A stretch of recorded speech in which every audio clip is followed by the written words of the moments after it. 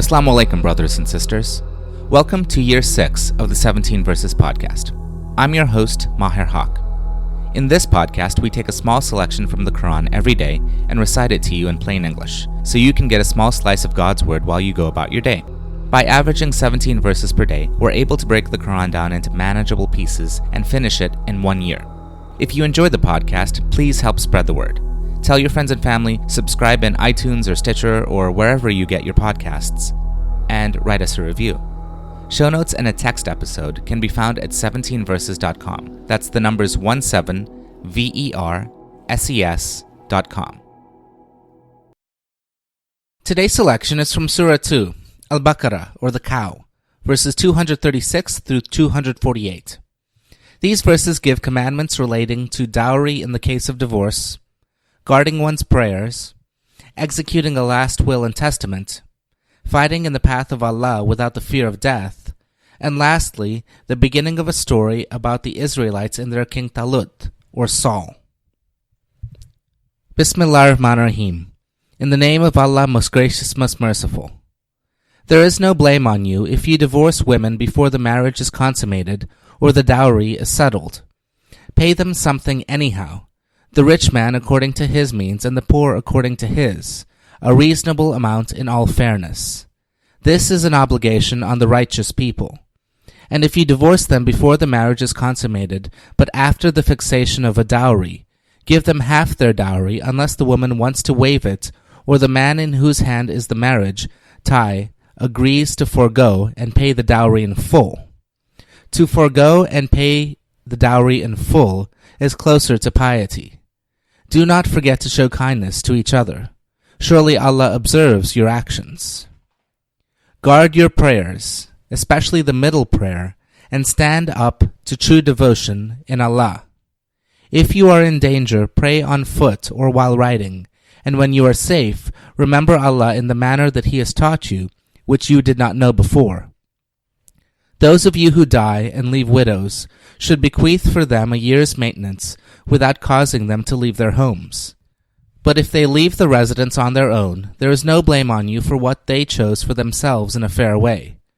Remember, Allah is mighty and wise. Reasonable provisions must also be made for divorced women. That is an obligation upon those who fear Allah. That's how Allah makes His revelations clear to you so that you may understand. Have you reflected on the case of thousands of people, in this case the Israelites, who fled their homes for fear of death?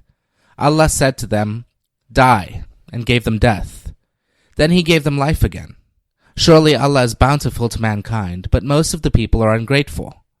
O believers, fight in the path of Allah without fear of death, and bear in mind that Allah hears and knows everything. Who will loan to Allah a beautiful loan, which Allah will increase manyfold? Allah alone can increase and decrease wealth, and to Him you all shall return. Have you not reflected on what the leaders of the children of Israel demanded from one of their prophets after the death of Moses? "Appoint for us a king," they said, "and we will fight in the cause of Allah." The prophet replied, "What if you refuse to fight when you are ordered to do so?" They replied, "How could we refuse to fight in the cause of Allah while we along with our children were driven out of our homes?" But when, on their demand, they were ordered to fight, all refused except a few of them. Allah knows the evildoers. Their prophet told them, "Allah has appointed Talüt, or Saul, to be your king." They replied, "How can he be our king when some of us are more deserving than him? Besides, he is not rich."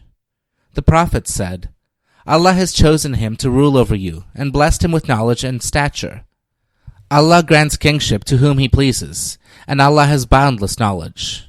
Furthermore, their prophet told them, "The sign of his appointment as a king is that there will come to you the chest in which there is tranquility from your Lord, and the residue of relics which the family of Moses and the family of Aaron left behind, and that chest will be carried by the angels.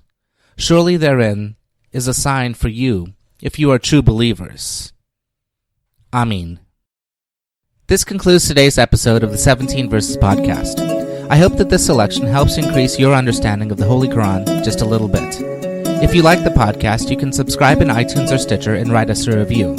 Or you can grab the RSS feed and put it into your own podcast app.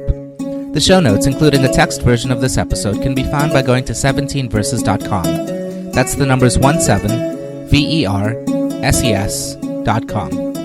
Thank you, and be well.